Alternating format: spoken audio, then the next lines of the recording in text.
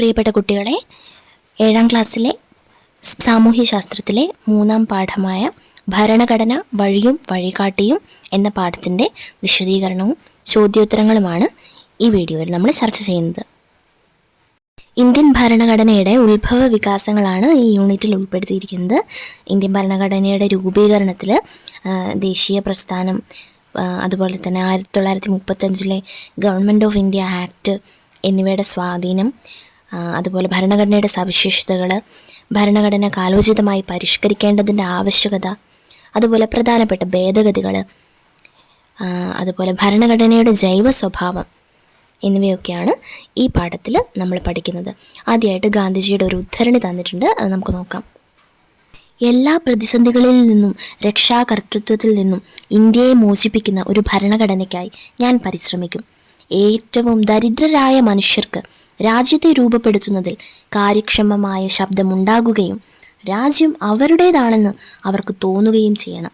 ഉച്ചനീചത്വങ്ങളില്ലാതെ എല്ലാ സമുദായക്കാരും തികഞ്ഞ സൗഹാർദ്ദത്തോടെ ജീവിക്കുന്ന ഇന്ത്യക്കായാണ് എൻ്റെ പരിശ്രമം. തൊട്ടുകൂടായ്മയുടെയും ലഹരി വസ്തുക്കളുടെയും ശാപമില്ലാത്ത ഇന്ത്യ, പുരുഷന്മാരുടെ അവകാശങ്ങൾ അതേപോലെ സ്ത്രീകൾക്കും അനുഭവിക്കാനാവുന്ന ഇന്ത്യ. യങ് ഇന്ത്യ 1931 പ്രസിദ്ധീകരണത്തിൽ മഹാത്മാഗാന്ധി എഴുതിയ വാക്കുകളാണ് നമ്മളിപ്പോൾ വായിച്ചത്. ഗാന്ധിജിയുടെ ഉദ്ധരണി നമ്മൾ വായിച്ചല്ലോ. ഇനി ഇന്ത്യയുടെ ഭരണഘടനയിൽ എന്തെല്ലാം ആശയങ്ങൾ ഉണ്ടാകണമെന്നാണ് ഗാന്ധിജിയുടെ ആഗ്രഹം? ഭാവി ഇന്ത്യയുടെ ഭരണഘടനയിൽ എന്തെല്ലാം ആശയങ്ങൾ ഉണ്ടാകണമെന്നാണ് മഹാത്മാഗാന്ധി ആഗ്രഹിച്ചത്? മതേതരത്വം, പരമാധികാരം, തുല്യത, സാഹോദര്യം, ലിംഗനീതി, സ്വാതന്ത്ര്യം, ലഹരി വസ്തുക്കളുടെ ശാപമില്ലാത്ത ഇന്ത്യ, ഉച്ചനീചത്വങ്ങളില്ലാത്ത ഇന്ത്യ. നമുക്കിനി അടുത്ത ഭാഗത്തേക്ക് പോകാം. ഭരണഘടന സ്വാതന്ത്ര്യ സമര സേനാനികളുടെ സ്വപ്നം. ബ്രിട്ടീഷ് ആധിപത്യത്തിനെതിരെ ഉയർന്നു വന്ന ആദ്യത്തെ ബഹുജന സമരമായിരുന്നു 1857 ഒന്നാം സ്വാതന്ത്ര്യ സമരം. അപ്പോൾ ഒന്നാം സ്വാതന്ത്ര്യ സമരം നടന്നത് എപ്പോഴാണ് മക്കളെ? 1857. സൈനികർ, ഗോത്രവർഗക്കാർ, രാജാക്കന്മാർ, പ്രഭുക്കന്മാർ, കർഷകർ തുടങ്ങിയ നിരവധി വിഭാഗങ്ങളാണ് ഈ സമരത്തിൽ പങ്കാളികളായത്. ജനങ്ങൾക്കിടയിൽ മതസൗഹാർദ്ദത്തിൽ ഊന്നിയുള്ള ദേശീയ ബോധം വളർത്തുന്നതിന് ഈ സമരം സഹായകമായി.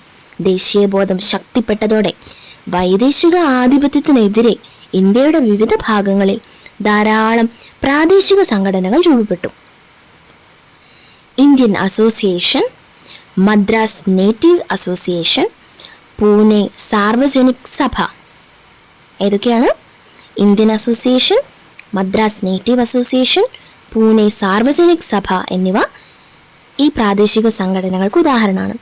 പ്രാദേശിക സ്വഭാവമുള്ള ഇത്തരം സംഘടനകളിൽ നിന്ന് വിഭിന്നമായി ദേശീയ തലത്തിൽ ഒരു സംഘടന ഉയർന്നു വന്നത് എപ്പോഴാണ്? 1885 രൂപീകൃതമായ നമ്മുടെ ഇന്ത്യൻ നാഷണൽ കോൺഗ്രസിലൂടെയാണ്. അതോടെ ദേശീയ തലത്തിൽ ബ്രിട്ടീഷ് വിരുദ്ധ പ്രക്ഷോഭങ്ങൾക്ക് ഒരു സംഘടിത മാനം കൈവന്നു. ഓരോ പ്രാദേശികമായിട്ട് നടക്കുന്നതിന് പകരം ഇപ്പോൾ ദേശീയ തലത്തിൽ ബ്രിട്ടീഷുകാർക്കെതിരെ പ്രക്ഷോഭങ്ങൾ ദേശീയ തലത്തിൽ ഇന്ത്യൻ നാഷണൽ കോൺഗ്രസിൻ്റെ ആഭിമുഖ്യത്തിൽ നടന്നു. ഇന്ത്യയിലെ വിവിധ ജനവിഭാഗങ്ങളുടെ പ്രശ്നങ്ങൾ അധികാരികളുടെ ശ്രദ്ധയിൽപ്പെടുത്തുക, ജാതി മത പ്രാദേശിക ചിന്തകൾക്ക് അതീതമായി ജനങ്ങൾക്കിടയിൽ ഒരു ദേശീയ ബോധം വളർത്തുക തുടങ്ങിയവയായിരുന്നു ഈ പ്രസ്ഥാനത്തിൻ്റെ പ്രധാന ലക്ഷ്യങ്ങൾ. വിദേശ ഭരണം അവസാനിപ്പിക്കുക എന്നത് മാത്രമല്ല, മെച്ചപ്പെട്ട സാമൂഹിക രാഷ്ട്രീയ ജീവിതം ഓരോ ഇന്ത്യക്കാരനും ഉറപ്പാക്കുക എന്നതും സ്വാതന്ത്ര്യ സമര പ്രസ്ഥാനത്തിൻ്റെ പ്രധാന ലക്ഷ്യങ്ങളിൽ ഒന്നായിരുന്നു. അപ്പോൾ എന്തൊക്കെയാണ് ഇവരുടെ ലക്ഷ്യങ്ങൾ?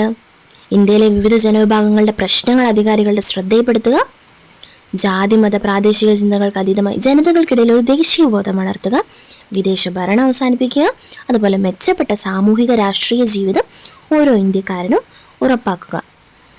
സമരത്തിൻ്റെ ഓരോ ഘട്ടത്തിലും മിത തീവ്ര ദേശീയവാദം ഉൾപ്പെടെ നേതൃത്വത്തിന് വ്യത്യസ്ത കാഴ്ചപ്പാടുകൾ ഉണ്ടായിരുന്നെങ്കിലും ചില അടിസ്ഥാന ആശയങ്ങളും മൂല്യങ്ങളും ഉയർത്തിപ്പിടിച്ചുകൊണ്ടായിരുന്നു ദേശീയ പ്രസ്ഥാനം മുന്നോട്ട് പോയിരുന്നത്. ഗാന്ധിജിയുടെ വരവോടുകൂടിയാണ് സ്വാതന്ത്ര്യ സമര പ്രസ്ഥാനത്തിന് ബഹുജന സ്വഭാവം കൈവന്നത്. ഗാന്ധിജിയുടെ സ്വാധീനം സാമൂഹിക നീതിയിൽ അധിഷ്ഠിതമായ ജനാധിപത്യം എന്ന ആവശ്യം ശക്തമാക്കി. ദേശീയ പ്രസ്ഥാനം മുന്നോട്ട് വെച്ച സ്വാതന്ത്ര്യം, സാമൂഹിക നീതിയിൽ അധിഷ്ഠിതമായ സമത്വം, സാഹോദര്യം, മതസൗഹാർദ്ദം എന്നീ ആശയങ്ങളും മൂല്യങ്ങളുമാണ് നമ്മുടെ ഭരണഘടനയുടെ അടിത്തറയാകേണ്ടതെന്ന് നേതാക്കൾ ആഗ്രഹിച്ചു. ഈ കാഴ്ചപ്പാടുകളാണ് നമ്മുടെ ഭരണഘടനാ നിർമ്മാണത്തെ സ്വാധീനിച്ചത്. കൂട്ടുകാർ ഈ പാഠഭാഗം നന്നായി വായിച്ചിട്ട് MCQ ടൈപ്പ് ക്വസ്റ്റ്യൻസ് ഈ പാഠഭാഗത്തു നിന്ന് ഉണ്ടാക്കണം. ഉദാഹരണത്തിന്, ഒന്നാം സ്വാതന്ത്ര്യ സമരം നടന്ന വർഷം 1857. ഇനി ഇന്ത്യയിലെ ആദ്യകാല പ്രാദേശിക സംഘടനകളിൽ പെട്ടത് ഏതൊക്കെ? കുട്ടികൾക്ക് അറിയാമല്ലോ. ഇന്ത്യൻ നാഷണൽ കോൺഗ്രസ് രൂപീകൃതമായ വർഷം 1885. ഇനി കോൺഗ്രസ് അതിൻ്റെ പ്രധാന ലക്ഷ്യങ്ങൾ ഏതൊക്കെയാണ്? ഇനി വിദേശ ഭരണം അവസാനിപ്പിക്കുക എന്നതിനപ്പുറം ദേശീയ പ്രസ്ഥാനം മുന്നോട്ട് വെച്ച മറ്റ് ലക്ഷ്യങ്ങൾ എന്തൊക്കെയാണ്? ഗാന്ധിജിയുടെ വരവ് സ്വാതന്ത്ര്യ സമര പ്രസ്ഥാനത്തെ എങ്ങനെയെല്ലാം സ്വാധീനിച്ചു? എന്തൊക്കെ മൂല്യങ്ങളാണ് ഇന്ത്യൻ ഭരണഘടനയുടെ അടിത്തറ ആകേണ്ടതെന്നാണ് സ്വാതന്ത്ര്യ സമര സേനാനികൾ ആഗ്രഹിച്ചത്? അല്ലേ? മതസൗഹാർദ്ദം, ജനാധിപത്യം, സാഹോദര്യം, ക്ഷേമരാഷ്ട്രം, നീതി, മതനിരപേക്ഷത, തുല്യത, എല്ലാവർക്കും സ്വാതന്ത്ര്യം, അല്ലേ? ഇതിൻ്റെ അടിത്തറയിലാണ് നമ്മുടെ ഭരണഘടന നിർമ്മിക്കപ്പെട്ടിരിക്കുന്നത്. ഇനി കൂട്ടുകാർ ഈ ചിത്രം ഒന്ന് നോക്കിക്കേ. ഭരണഘടന എങ്ങനെ നിർമ്മിക്കപ്പെടണം എന്നതിനെ കുറിച്ചുള്ള കുറച്ച് കാഴ്ചപ്പാടുകൾ, അല്ലേ? മതസൗഹാർദ്ദം, സാഹോദര്യം, ജനാധിപത്യം, ക്ഷേമരാഷ്ട്രം, നീതി, മതനിരപേക്ഷത, തുല്യത, എല്ലാവർക്കും സ്വാതന്ത്ര്യം. വ്യക്തി സ്വാതന്ത്ര്യത്തിന് പ്രാധാന്യം നൽകണം. പൗര അവകാശങ്ങൾ ഉറപ്പാക്കണം. ഓരോ പൗരൻ്റെ അവകാശങ്ങൾ. എല്ലാ മതങ്ങൾക്കും തുല്യ പ്രാധാന്യം നൽകണം. സാമൂഹ്യ നീതി ഉറപ്പുവരുത്തണം. ജനാധിപത്യ ഭരണം ശക്തിപ്പെടുത്തണം. അപ്പോൾ ഇന്ത്യൻ സ്വാതന്ത്ര്യ സമരമാണ് നമ്മുടെ ഭരണഘടനയുടെ അടിത്തറയായി മാറിയത്. അപ്പോൾ ഇവിടെ ഒരു കുട്ടിയുടെ സംശയം കൊടുത്തിട്ടുണ്ട്. 1947 ഓഗസ്റ്റ് 15 നമുക്ക് സ്വാതന്ത്ര്യം കിട്ടിയത്. പക്ഷെ ഭരണഘടന നിലവിൽ വന്നത് 1950 ജനുവരി 26. അപ്പോൾ സ്വാതന്ത്ര്യം നേടി 2.5 വർഷത്തോളം എന്തായിരുന്നു ഇന്ത്യയുടെ ഭരണഘടനയും നിയമവും? അപ്പോൾ ഈ ഒരു സംശയം കൂട്ടുകാർക്കും ഉണ്ടാവുമായിരിക്കും. അപ്പോൾ നമുക്ക് നോക്കാം. അപ്പോൾ നമ്മുടെ ഭരണഘടനയുടെ മുൻഗാമി ആരായിരുന്നു? യെസ്, ബ്രിട്ടീഷുകാർ 1935 എപ്പോഴാണ് കൂട്ടുകാരെ? 1935 പാസ്സാക്കിയ ഗവൺമെൻറ് ഓഫ് ഇന്ത്യ ആക്ട് എന്ന നിയമസംഹിതയാണ് റിപ്പബ്ലിക്കായി നമ്മൾ മാറുന്നത് വരെ നമ്മുടെ രാജ്യം പിന്തുടർന്നത്. 1935 ഗവൺമെൻറ് ഓഫ് ഇന്ത്യ ആക്ട് നമ്മുടെ ഭരണഘടനയുടെ പല ആശയങ്ങളും വ്യവസ്ഥകളും ഈ നിയമത്തിൽ നിന്നാണ് എടുത്തിരിക്കുന്നത്. 1950 ജനുവരി 26 നമ്മുടെ ഭരണഘടന നിലവിൽ വന്നത്. അപ്പോൾ 1935 പാസ്സാക്കിയ ഗവൺമെൻറ് ഓഫ് ഇന്ത്യ ആക്ട് എന്ന നിയമസംഹിതയാണ് ആ കാലഘട്ടം വരെ നമ്മൾ പിന്തുടർന്നത്. ഓക്കെ, ഇനി ഗവൺമെൻറ് ഓഫ് ഇന്ത്യ ആക്ട് 1935 അതിൻ്റെ പ്രധാനപ്പെട്ട സവിശേഷതകൾ നമുക്ക് നോക്കാം. യെസ്, 321 വിഭാഗങ്ങളും 10 പട്ടികകളും.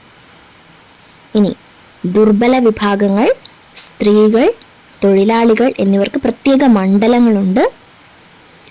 കേന്ദ്രത്തിനും അന്നത്തെ പ്രവിശ്യകൾക്കുമായി അധികാരം വിഭജിച്ചിട്ടുണ്ട്. കേന്ദ്രത്തിൽ ദ്വിമണ്ഡല സഭ, 2 മണ്ഡലങ്ങളുള്ള സഭ. 6 പ്രവിശ്യകളിൽ ദ്വിമണ്ഡല സഭകൾ, 6 പ്രവിശ്യകളിലായിട്ട് ദ്വിമണ്ഡല സഭകൾ. അപ്പം ഈ 5 എണ്ണമാണ് എന്ത് ഗവൺമെൻറ് ഓഫ് ഇന്ത്യ ആക്ടിൻ്റെ പ്രധാനപ്പെട്ട സവിശേഷതകൾ. ഓക്കെ, 321 വിഭാഗങ്ങളും 10 പട്ടികകളും, അതുപോലെ ദുർബല വിഭാഗങ്ങൾ, സ്ത്രീ, തൊഴിലാളികൾ ഇവർക്കൊക്കെ പ്രത്യേക മണ്ഡലങ്ങളുണ്ട്.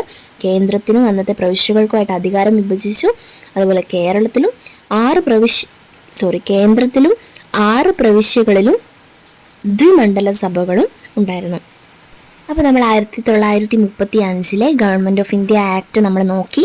ഇനി അടുത്തതായിട്ട് ഭരണഘടന നിർമ്മാണത്തിലേക്ക്.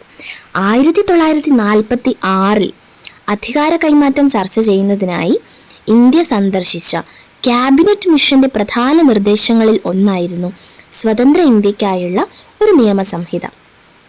ഈ ലക്ഷ്യം മുൻനിർത്തിയാണ് ഭരണഘടനാ നിർമ്മാണ സഭ രൂപീകൃതമായത്. എന്താണ് കൂട്ടുകാരെ? 1946 ബ്രിട്ടീഷുകാർ ഇന്ത്യക്കാർക്ക് തിരിച്ച് അധികാര കൈമാറ്റം ചർച്ച ചെയ്യുന്നതിന് വേണ്ടിയിട്ട് ഇന്ത്യ സന്ദർശിച്ച ഒരു ക്യാബിനറ്റ് മിഷൻ ഉണ്ടായിരുന്നു. അവരുടെ പ്രധാന നിർദ്ദേശങ്ങളിലൊന്നായിരുന്നു നമ്മൾ സ്വതന്ത്രരായി കഴിഞ്ഞ് കഴിയുമ്പോൾ സ്വതന്ത്ര ഇന്ത്യക്കായുള്ള ഒരു നിയമസംഹിത ഉണ്ടാക്കുക.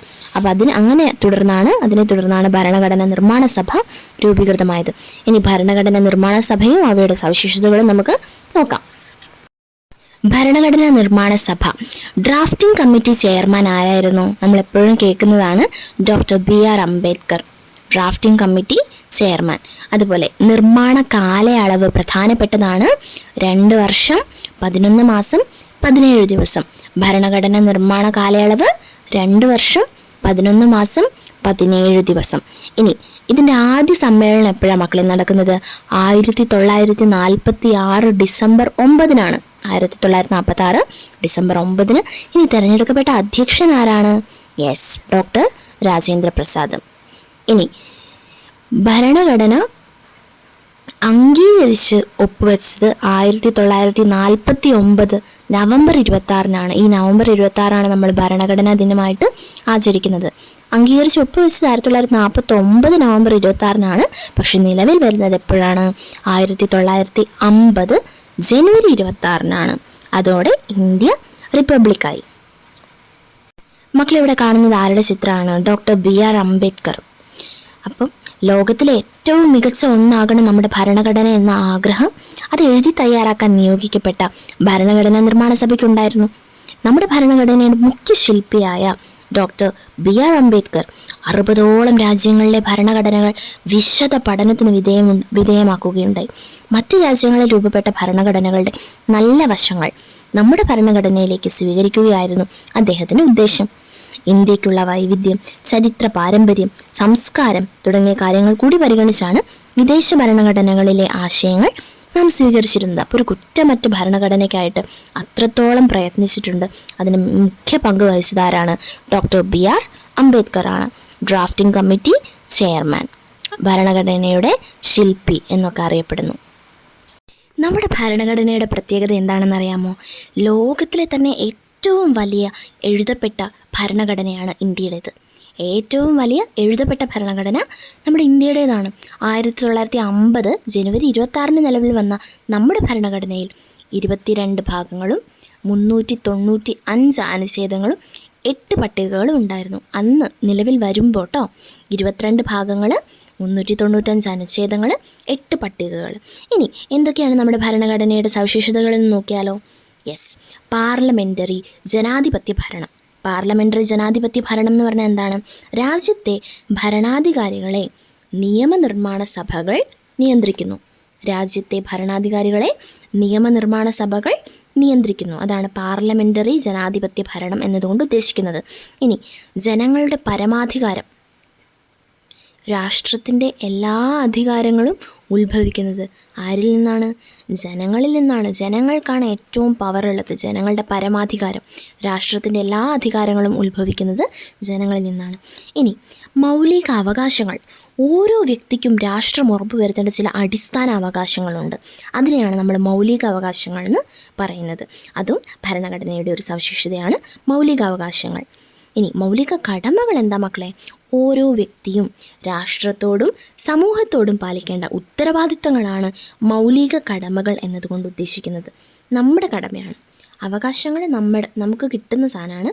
കടമകൾ നമ്മൾ ചെയ്യേണ്ട ഉത്തരവാദിത്തങ്ങൾ, നമ്മൾ പാലിക്കേണ്ട ഉത്തരവാദിത്തങ്ങളാണ്. ഇനി അടുത്തത് പ്രധാനപ്പെട്ട ഒന്നാണ് മാർഗനിർദ്ദേശക തത്വങ്ങൾ. മാർഗനിർദ്ദേശക തത്വങ്ങൾ സാമൂഹിക സാമ്പത്തിക അവകാശങ്ങൾ ഉറപ്പുവരുത്തുന്നതിനായി രാഷ്ട്രത്തിന് നൽകിയിരിക്കുന്ന നിർദ്ദേശങ്ങളാണ്. അതൊരു കുറച്ച് സജഷൻസാണ്. മാർഗനിർദ്ദേശക തത്വങ്ങൾ നിർദ്ദേശങ്ങളാണ്. അതായത് സാമൂഹിക സാമ്പത്തിക അവകാശങ്ങൾ ഉറപ്പുവരുത്തുന്നതിന് വേണ്ടിയിട്ട് നമ്മുടെ രാഷ്ട്രത്തിന് നൽകിയിരിക്കുന്ന കുറച്ച് നിർദ്ദേശങ്ങളാണ്. ഇങ്ങനെ ചെയ്താൽ കൊള്ളാം, ഇങ്ങനെ ചെയ്താൽ നന്നായിരിക്കും. യെസ്. ഇനി എന്താണ് നിയമവാഴ്ച? എല്ലാ പൗരരും നിയമത്തിന് വിധേയരാണ്. ആരും നിയമത്തിന് അതീതരല്ല.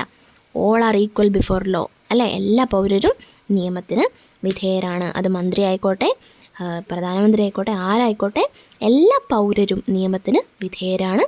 ആരും നിയമത്തിന് അതീതരല്ല. സാർവത്രിക പ്രായപൂർത്തി വോട്ടവകാശമാണ് മറ്റൊരു സവിശേഷത ഭരണഘടനയുടെ. നിശ്ചിത പ്രായം പൂർത്തിയായ എല്ലാവർക്കും വോട്ട് ചെയ്യാനുള്ള അവകാശമുണ്ട്. ഓക്കെ, എല്ലാവർക്കും ഇത്ര പ്രായം അല്ലെ 18 വയസ്സ് പൂർത്തിയായ എല്ലാവർക്കും വോട്ട് ചെയ്യാനുള്ള അവകാശമുണ്ട്. ഇനി സ്വതന്ത്രവും നിഷ്പക്ഷവുമായ നീതിന്യായ വ്യവസ്ഥ. നിയമനിർമ്മാണ കാര്യനിർവഹണ വിഭാഗങ്ങളിൽ നിന്നും സ്വതന്ത്രമാക്കപ്പെട്ട കോടതി സംവിധാനം. നിയമനിർമ്മാണ സഭയല്ല കാര്യങ്ങൾ തീരുമാനിക്കുന്നത്, കാര്യനിർവഹണ സഭയല്ല കാര്യങ്ങൾ തീരുമാനിക്കുന്നത്. നമുക്ക് എന്തുണ്ട്? ഒരു നല്ല ഒരു നീതിന്യായ വ്യവസ്ഥ നമുക്കുണ്ട് അല്ലേ. ഭരണഘടനയുടെ മറ്റു 2 സവിശേഷതകളാണ് ഫെഡറലിസവും ഏകപൗരത്വവും. ഫെഡറലിസം കൊണ്ട് ഉദ്ദേശിക്കുന്നത് എന്താണ്? അധികാരം കേന്ദ്രത്തിനും സംസ്ഥാനങ്ങൾക്കുമായി വിഭജിക്കപ്പെടുന്ന സംവിധാനമാണ്. അതായത് കേന്ദ്രത്തിൽ നമുക്കൊരു പ്രധാനമന്ത്രിയും മന്ത്രിസഭയും ഉണ്ട്, കേരളത്തിൽ നമുക്ക് എന്തുണ്ട്? ഒരു സംസ്ഥാന മുഖ്യമന്ത്രിയും മന്ത്രിസഭയുണ്ട്. അപ്പോൾ കേന്ദ്രത്തിനും സംസ്ഥാനങ്ങൾക്കുമായിട്ട് അധികാരം വിഭജിക്കപ്പെടുന്ന ആ ഒരു സംവിധാനത്തെയാണ് ഫെഡറലിസം എന്നുകൊണ്ട് ഉദ്ദേശിക്കുന്നത്. ഇനി ഏകപൗരത്വം എന്ന് പറഞ്ഞാൽ എന്താ മക്കളെ? രാജ്യത്ത് ഒരൊറ്റ പൗരത്വമേ ഉള്ളൂ, സംസ്ഥാനങ്ങൾക്കായിട്ട് പ്രത്യേക പൗരത്വമില്ല. ഇന്ത്യൻ സിറ്റിസൺ അതാണ്, അല്ലാണ്ട് സംസ്ഥാനങ്ങൾക്ക് പ്രത്യേകമായിട്ട് ഒരു പൗരത്വം ഇല്ല. ഇനി ടീച്ചർ പറയുന്ന കാര്യങ്ങൾ ശരിയാണോ എന്ന് നിങ്ങൾ പറയണം. ശരിയാണെങ്കിൽ ശരിയാന്ന് പറയണം, തെറ്റാണെങ്കിൽ തെറ്റാന്ന് പറയണം. സർക്കാരുകളുടെ കീഴിലാണ് നമ്മുടെ കോടതികൾ പ്രവർത്തിക്കുന്നത്. ശരിയാണോ? അല്ല, നമുക്ക് സ്വതന്ത്രമായ നീതിന്യായ വ്യവസ്ഥയല്ലേ? തെറ്റാണ്. യെസ്. അപ്പോൾ സംസ്ഥാന സർക്കാരുകൾക്ക് മാത്രമായിട്ട് ചില അധികാരങ്ങളുണ്ട്. കേന്ദ്രത്തിനും അധികാരങ്ങളുണ്ട്, സംസ്ഥാനങ്ങൾക്കും അധികാരങ്ങളുണ്ട് അല്ലേ. 18 വയസ്സ് കഴിഞ്ഞാൽ എല്ലാവർക്കും വോട്ടവകാശമുണ്ട്. കറക്റ്റാണ്. ആരും നിയമത്തിന് അതീതരല്ല. കറക്റ്റാണ്. എല്ലാവരും നിയമത്തിന് മുന്നിൽ തുല്യരാണ്. ഇനി ഇന്ത്യയിലുള്ള ഒരാൾക്ക് ദേശീയ പൗരത്വത്തിന് പുറമെ സംസ്ഥാന പൗരത്വം കൂടി ഉണ്ടാവും? ഇല്ല, ഏക പൗരത്വമാണ് നമുക്കുള്ളത്. ജനാധിപത്യത്തിൽ ജനങ്ങളാണ് പരമാധികാരികൾ. കറക്റ്റാണ്. ജനങ്ങളുടെ പരമാധികാരം. അവകാശങ്ങളുള്ളതുപോലെ നമുക്ക് കടമകളുണ്ട്. കറക്റ്റാണ്. മൗലിക അവകാശങ്ങളുണ്ട്, മൗലിക കടമകളുമുണ്ട്. നമ്മുടെ ഭരണാധികാരികളുടെ മേൽ ആർക്കും നിയന്ത്രണമില്ല എന്ന് പറയുന്നത് ശരിയാണോ? അല്ല. പാർലമെന്ററി ജനാധിപത്യ ഭരണമാണ്. ഭരണാധികാരികളുടെ മേലിൽ ആർക്ക് അധികാരമുണ്ട്? ആരാ നിയന്ത്രിക്കുന്നത്? നിയമനിർമ്മാണ സഭകൾ അവരെ നിയന്ത്രിക്കുന്നുണ്ട് അല്ലേ. നമുക്ക് അടുത്ത ഭാഗത്തേക്ക് പോവാം. നിയമങ്ങളുടെ ഉറവിടം. നമ്മുടെ ഭരണഘടന രാഷ്ട്രത്തിൻ്റെ അടിസ്ഥാന നിയമസംഹിതയാണ്. ഭരണഘടനാ വ്യവസ്ഥകൾക്ക് അനുസൃതമായി മാത്രമേ കേന്ദ്ര സംസ്ഥാന സർക്കാരുകൾക്ക് ഏതൊരു നിയമവും നിർമ്മിക്കാൻ കഴിയൂ. സർക്കാരുകൾക്ക് നിയമങ്ങൾ നിർമ്മിക്കാനും നടപ്പിലാക്കാനും കഴിയുന്ന അതിരുകൾ ഭരണഘടന നിർവചിച്ചു നൽകുന്നു എന്നർത്ഥം. അതായത് കേന്ദ്രത്തിന് സംസ്ഥാന സർക്കാരുകൾക്കും നിയമങ്ങൾ ഉണ്ടാക്കാൻ പറ്റും. പക്ഷേ ആ നിയമങ്ങൾക്കൊക്കെ എന്തുണ്ട്? ഭരണഘടന നിർവചിച്ചു വെക്കുന്ന കുറച്ച് അതിരുകളുണ്ട്, കുറച്ച് ലിമിറ്റ്സ് ഉണ്ട്. നിയമത്തിൻ്റെ വ്യവസ്ഥ എന്ന നിലയിലും സ്രോതസ് എന്ന നിലയിലും പരമോന്നത സ്ഥാനമാണ് ആർക്കുള്ളത്? നമ്മുടെ ഭരണഘടനയ്ക്കുള്ളത്. നിയമത്തിൻ്റെ വ്യവസ്ഥയും അതുപോലെ തന്നെ സ്രോതസ്, എല്ലാത്തിൻ്റെയും സ്രോതസ് ഏതാണ്? ഭരണഘടന. അതിനെ ആസ്പദമാക്കിയിട്ടാണ് നമ്മൾ എല്ലാം ചെയ്യുന്നത്. നമ്മുടെ രാജ്യത്തെ എല്ലാ കാര്യങ്ങളും നടക്കുന്നത് ഭരണഘടനയുടെ അടിത്തറയിലാണ്. നമ്മുടെ രാജ്യത്ത് നിലവിലുള്ള കുറച്ച് നിയമങ്ങളാണ് ഇവിടെ കൊടുത്തിരിക്കുന്നത്. വനം വന്യജീവി സംരക്ഷണ നിയമം, ദേശീയ സുരക്ഷാ നിയമം, ബാലവേല നിരോധന നിയമം, ദുരന്ത നിവാരണ നിയമം, ഭക്ഷ്യസുരക്ഷാ നിയമം, ഭൂപരിഷ്കരണ നിയമം, വിവരാവകാശ നിയമം, ബാലനീതി നിയമം, തൊഴിൽ നിയമം, അഴിമതി നിരോധന നിയമം, വിദ്യാഭ്യാസ അവകാശ നിയമം, പരിസ്ഥിതി സംരക്ഷണ നിയമം. ഈ നിയമങ്ങൾ, എല്ലാ നിയമങ്ങളും ഭരണഘടനാനുസൃതമായിട്ട് നിർമ്മിക്കപ്പെട്ടതാണ്. അപ്പോൾ ഈ നിയമങ്ങളിൽ കുട്ടികളുടെ അവകാശങ്ങളുമായി ബന്ധപ്പെട്ടത് ഏതൊക്കെ മക്കളെ? യെസ്, ബാലവേല നിരോധന നിയമം, ബാലനീതി നിയമം അല്ലേ, ഇതൊക്കെ കുട്ടികളുടെ അവകാശങ്ങളുമായിട്ട് ബന്ധപ്പെട്ടതാണ്. ചൈൽഡ് റൈറ്റ്സ് എന്ന് പറയും അല്ലേ. കുട്ടികളെന്ന നിലയിൽ നിങ്ങൾക്കും കുറച്ച് അവകാശങ്ങളുണ്ട്. കുട്ടികളുടെ അവകാശങ്ങൾക്ക് നമ്മുടെ രാജ്യം വലിയ പ്രാധാന്യമാണ് നൽകുന്നത്. ഇവിടെ നോക്കിക്കേ, ലൈംഗിക കുറ്റകൃത്യങ്ങളിൽ നിന്നും കുട്ടികളെ സംരക്ഷിക്കുന്നതിനുള്ള നിയമമാണ് ഏത്? POCSO act. കേട്ടിട്ടുണ്ടോ? ലൈംഗിക കുറ്റകൃത്യങ്ങളിൽ നിന്നും കുട്ടികളെ സംരക്ഷിക്കുന്നതിനുള്ള നിയമമാണ് 2012 കൊണ്ടുവന്ന പോക്സോ ആക്ട്. കുട്ടികൾക്ക് നേരെ നടക്കുന്ന ലൈംഗിക അതിക്രമങ്ങൾ തടയുവാനും കുറ്റവാളികൾക്ക് തക്ക ശിക്ഷ ഉറപ്പാക്കാനും 1989 കുട്ടികളുടെ അവകാശ ഉടമ്പടി ലക്ഷ്യം വയ്ക്കുന്നു. ഇന്ത്യൻ ഭരണഘടന ഉറപ്പു നൽകുന്ന അവകാശങ്ങൾ ലിംഗഭേദമില്ലാതെ നടപ്പാക്കുന്നതിനും ബാലസൗഹൃദ നടപടികൾ ഉൾക്കൊള്ളിച്ചുകൊണ്ടും നിലവിൽ വന്ന നിയമമാണ് പോക്സോ ആക്ട് 2012. അതിൻ്റെ ഫുൾ ഫോം എന്താണ്? Protection of children from sexual offences act. POCSO, protection of children from sexual offences act 2012. 18 വയസ്സിന് താഴെയുള്ള ഏതൊരാളെയും കുട്ടിയായാണ് നിയമം പരിഗണിക്കുന്നത്. ഈ നിയമത്തെക്കുറിച്ച് നിങ്ങൾ കേട്ടിട്ടുണ്ടോ? ഭയരഹിതമായും സുരക്ഷിതമായും സമൂഹത്തിൽ ജീവിക്കുവാൻ ഓരോ കുട്ടിക്കും അവകാശമുണ്ട്. അസ്വസ്ഥത ഉളവാക്കുന്നതും സുരക്ഷിതമല്ലാത്തതുമായിട്ടുള്ള സ്പർശനം, നോട്ടം, പ്രവൃത്തി മുതലായവ ഏത് വ്യക്തിയിൽ നിന്നുണ്ടായാലും അവ തിരിച്ചറിയുവാൻ കഴിയണം. ഇത്തരം പ്രവൃത്തികളോട് അരുത് എന്ന് പറയാനും അകറ്റി നിർത്താനും അധികാരികളോട് പരാതിപ്പെടാനും ശ്രദ്ധ പുലർത്തണം. ലൈംഗിക അതിക്രമ കേസുകൾ ഉണ്ടായാൽ അവ റിപ്പോർട്ട് ചെയ്യേണ്ടത് അത് വകുപ്പ് 19 സ്പെഷ്യൽ ജുവനൈൽ പോലീസ് യൂണിറ്റോ ലോക്കൽ പോലീസോ ആണെന്ന് നിയമത്തിൽ വിവരിക്കുന്നുണ്ട്. പോക്സോ കേസുകൾ കൈകാര്യം ചെയ്യുന്ന ഉദ്യോഗസ്ഥർ ചൈൽഡ് വെൽഫെയർ പോലീസ് ഓഫീസർ എന്നാണ് അറിയപ്പെടുന്നത്. Child welfare police officer CWPO. ഇനി നമ്മുടെ കേരള സംസ്ഥാന ബാലാവകാശ സംരക്ഷണ കമ്മീഷൻ പോക്സോ നിയമത്തിൻ്റെ 44 വകുപ്പ് പ്രകാരം ഒരു നിരീക്ഷണ സംവിധാനം പോക്സോ മോണിറ്ററിംഗ് സെല്ല് ഒരുക്കിയിട്ടുണ്ട്. പോക്സോ കുറ്റകൃത്യങ്ങളിൽ ഏർപ്പെടുന്ന ഏതൊരു വ്യക്തിക്കും കഠിന ശിക്ഷ ഈ നിയമം വ്യവസ്ഥ ചെയ്യുന്നു. അപ്പോൾ കുറ്റകൃത്യങ്ങൾ ഉണ്ടാകാനിടയുള്ള സാഹചര്യം തിരിച്ചറിഞ്ഞ് പ്രതിരോധിക്കാനും അതിൽ നിന്ന് രക്ഷപ്പെടാനുമുള്ള പ്രവർത്തനങ്ങൾ നമ്മൾ ചെയ്യണം. ഓക്കെ, അപ്പോൾ ഈ നിയമങ്ങളെക്കുറിച്ചൊക്കെ കുട്ടികൾക്ക് അവബോധം ഉണ്ടായിരിക്കണം അല്ലേ? എന്നാലേ നമ്മൾ ആ ഒരു സാഹചര്യത്തിൽ പെടുമ്പോൾ എന്ത് ചെയ്യാൻ സാധിക്കും, എന്തൊക്കെ നിയമ പരിരക്ഷ നമുക്കുണ്ട്, എന്തൊക്കെ അവകാശങ്ങൾ നമുക്കുണ്ടെന്ന് നിങ്ങൾക്ക് തിരിച്ചറിയാൻ പറ്റുള്ളൂ. അപ്പോൾ പോക്സോ ആക്ട് 2012 മറക്കരുത്. ഇനി നമുക്ക് അടുത്ത ഭാഗത്തേക്ക് പോകാം. ഭരണഘടനയുടെ ധർമ്മങ്ങൾ. നിയമത്തിൻ്റെ വ്യവസ്ഥ, സ്രോതസ് എന്നതിന് പുറമെ മറ്റെന്തെല്ലാം ധർമ്മങ്ങൾ ഭരണഘടന നിർവഹിക്കുന്നുണ്ട്? ഭരണഘടനയുടെ ധർമ്മങ്ങൾ, നിയമത്തിൻ്റെ വ്യവസ്ഥ, പിന്നെ സ്രോതസ്, അതുപോലെ മറ്റെന്തൊക്കെ ധർമ്മങ്ങളുണ്ട്? പൗരരുടെ അവകാശങ്ങളും കടമകളും സ്ഥാപിക്കുന്നു അല്ലേ? ഭരണഘടനയുടെ ധർമ്മമാണ് ഏത്? പൗരരുടെ അവകാശങ്ങളും കടമകളും സ്ഥാപിക്കുക. അതുപോലെ ഗവൺമെൻറ്റിൻ്റെ അധികാരങ്ങളും പരിമിതികളും വ്യക്തമാക്കുന്നു. ഗവൺമെൻറ്റിൻ്റെ അധികാരങ്ങളും പരിമിതികളും. ഇനി രാജ്യത്തിൻ്റെ അടിസ്ഥാന മൂല്യങ്ങളും ആദർശങ്ങളും നിർവചിക്കുന്നത് ഭരണഘടനയുടെ ധർമ്മമാണ്. രാജ്യത്തിൻ്റെ അടിസ്ഥാന മൂല്യങ്ങളും ആദർശങ്ങളും. അതുപോലെ രാജ്യത്തെ എല്ലാ ഭരണ സംവിധാനങ്ങളും ഭരണഘടനയ്ക്ക് വിധേയമായാണ് പ്രവർത്തിക്കുന്നത് എന്ന് ഉറപ്പുവരുത്തുന്നു. നാനാത്വത്തിൽ ഏകത്വം സംരക്ഷിക്കുന്നു അല്ലേ? Unity in diversity. രാജ്യത്തിന് ദിശാബോധം നൽകുന്ന അടിസ്ഥാന രേഖയായി നിലകൊള്ളുന്നു. രാജ്യം എങ്ങനെ പോകണം, ഏത് ദിശയിൽ സഞ്ചരിക്കണം എന്നുള്ളതിൻ്റെ ഒരു ദിശാബോധം നൽകുന്ന അടിസ്ഥാന രേഖയാണ് നമ്മുടെ ഭരണഘടന. സ്വേച്ഛാധിപത്യത്തിനും അധികാര ദുർവിനിയോഗത്തിനുമെതിരായ സംരക്ഷണ കവചമായി ഭരണഘടന വർത്തിക്കുന്നു. സ്വേച്ഛാധിപത്യം, ഒരാളുടെ സ്വന്തം ഇഷ്ടപ്രകാരം അല്ല നമ്മുടെ രാഷ്ട്രം നയിക്കേണ്ടത്. സ്വേച്ഛാധിപത്യത്തിനും അധികാര ദുർവിനിയോഗം അതിനൊക്കെ എതിരായിട്ടുള്ള സംരക്ഷണ കവചമായിട്ട് നിലകൊള്ളുന്നത് നമ്മുടെ ഭരണഘടനയാണ്. ഇപ്പോൾ ഇതൊക്കെയാണ് ഭരണഘടനയുടെ ധർമ്മങ്ങൾ. അടുത്തത് ഒരു ആക്ടിവിറ്റിയാണ്, പ്ലക്കാർഡിൽ എഴുതാം. ഭരണഘടനാ ധർമ്മങ്ങൾ പ്രതിഫലിക്കുന്ന സന്ദേശങ്ങൾ ഉൾപ്പെടുത്തി റിപ്പബ്ലിക് ദിന റാലിക്കുള്ള പ്ലക്കാർഡുകൾ തയ്യാറാക്കുക. എപ്പോഴാണ് റിപ്പബ്ലിക് ദിനം? ജനുവരി 26 അപ്പം ഏതൊക്കെ തരത്തിൽ പ്ലക്കാർഡുകൾ നമുക്ക് നിർമ്മിക്കാം? ഭരണഘടന, പൗരാവകാശത്തിൻ്റെ കാവലാൾ, പിന്നെ അതുപോലെ ഈ ഒരു കുഞ്ഞ് ഭരണഘടനയുടെ ധർമ്മങ്ങൾ ഈ ഒരു മരമില്ലേ, അതിനകത്തുള്ള ഓരോ ധർമ്മവും എടുത്തിട്ട് നമുക്ക് പ്ലക്കാർഡുകൾ ഉണ്ടാക്കാൻ പറ്റും.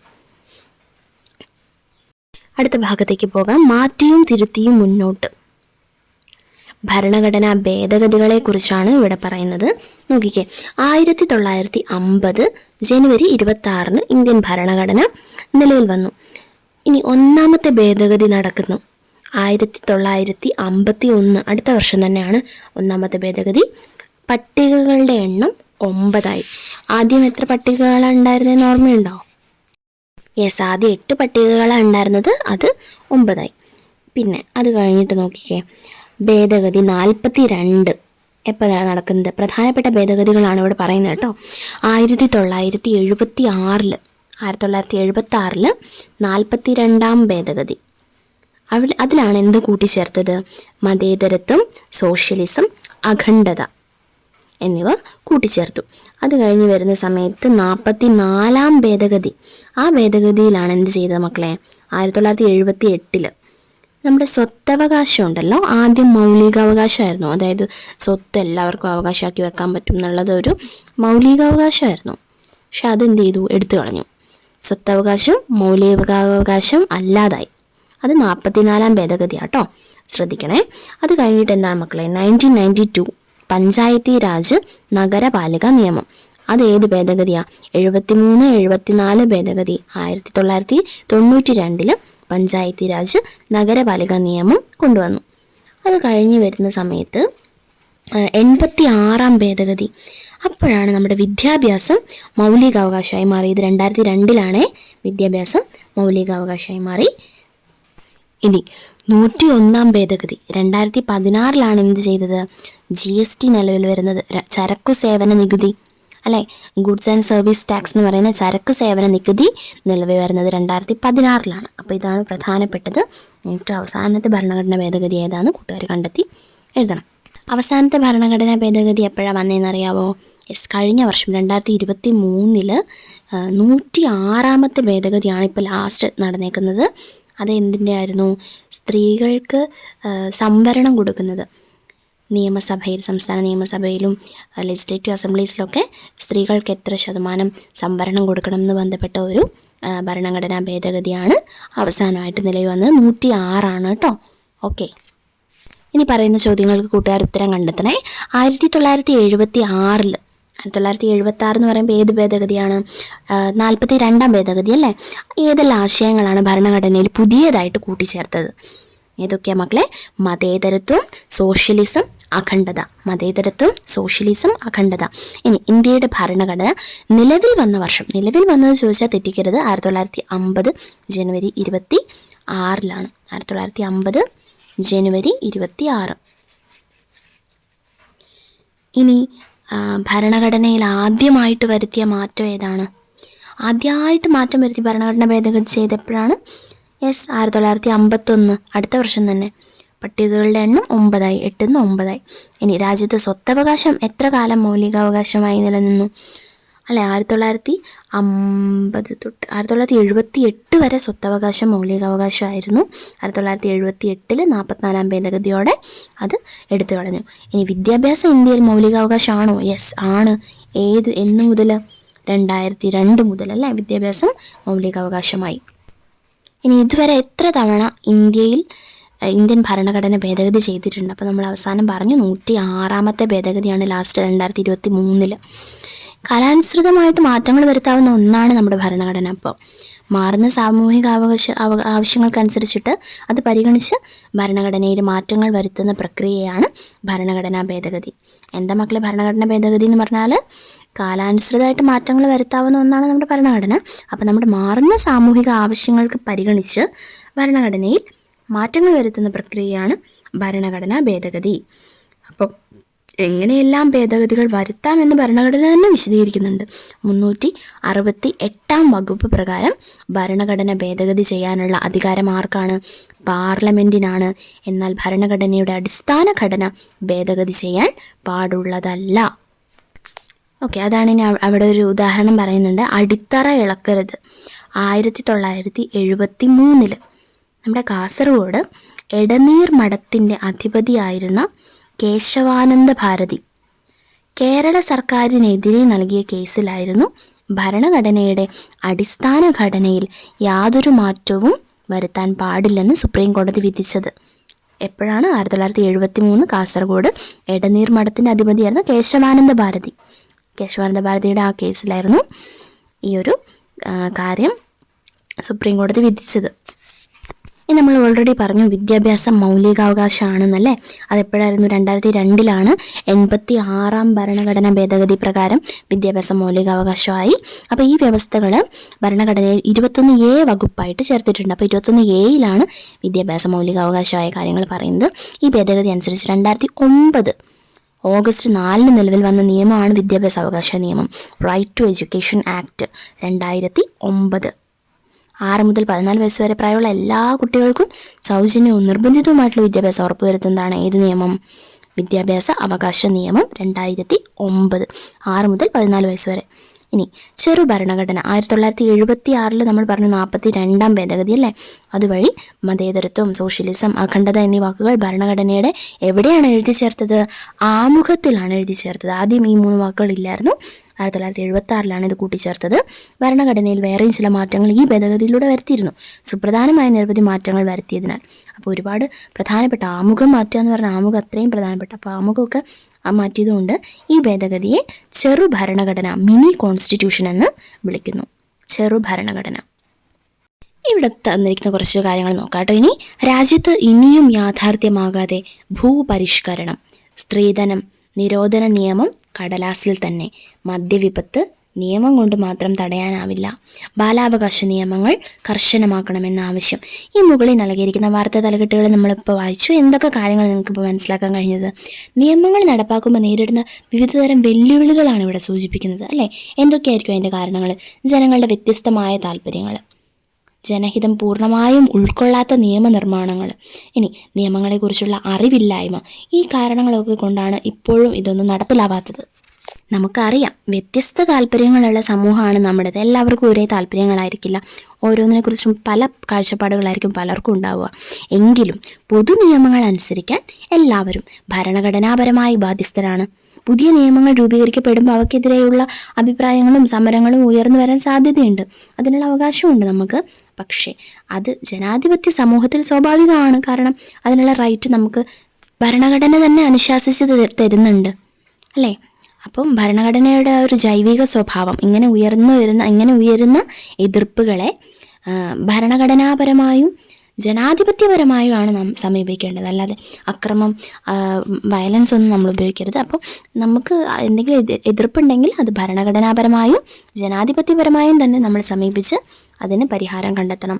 വൈവിധ്യങ്ങളും വൈജാത്യങ്ങളും ഏറെയുള്ള നമ്മുടെ സമൂഹത്തിൽ ഭരണഘടന മുന്നോട്ട് വയ്ക്കുന്ന മൂല്യങ്ങൾ പൗരസമൂഹം ഉൾക്കൊള്ളുന്നതിലൂടെ മാത്രമേ ഇന്ത്യയെ പരമാധികാര, സ്ഥിതിസമത്വ, മതനിരപേക്ഷ, ജനാധിപത്യ റിപ്പബ്ലിക്കായിട്ട് നമുക്ക് ഉയർത്താൻ കഴിയുള്ളൂ. അപ്പോൾ ഒരുപാട് വൈവിധ്യങ്ങളും വ്യത്യസ്ത അഭിപ്രായങ്ങളും വൈജാത്യങ്ങളും ഒക്കെയുള്ള നമ്മുടെ സമൂഹത്തിൽ ഭരണഘടന മുന്നോട്ട് വയ്ക്കുന്ന മൂല്യങ്ങൾ നമ്മൾ പൗരസമൂഹം ഉൾക്കൊള്ളണം. എന്നാൽ മാത്രമേ നമുക്ക് നമ്മുടെ ആമുഖത്തിൽ പറയുന്നത് പോലെ നമ്മുടെ ഇന്ത്യയെ ഒരു പരമാധികാര, സ്ഥിതിസമത്വ, മതനിരപേക്ഷ, ജനാധിപത്യ റിപ്പബ്ലിക്കായിട്ട് ഉയർത്താൻ കഴിയുള്ളൂ. ഓക്കെ, അപ്പോൾ നമ്മുടെ ഈ ഒരു ചാപ്റ്റർ ഇവിടെ തീരുകയാണ്. അപ്പോൾ ഭരണഘടനയെക്കുറിച്ചുള്ള ഈ ഒരു ചാപ്റ്റർ നിങ്ങൾക്ക് നന്നായി മനസ്സിലായി എന്ന് വിചാരിക്കുന്നു. കൂടുതൽ ക്ലാസ്സുകൾക്കായി stay tuned. Thank you for watching.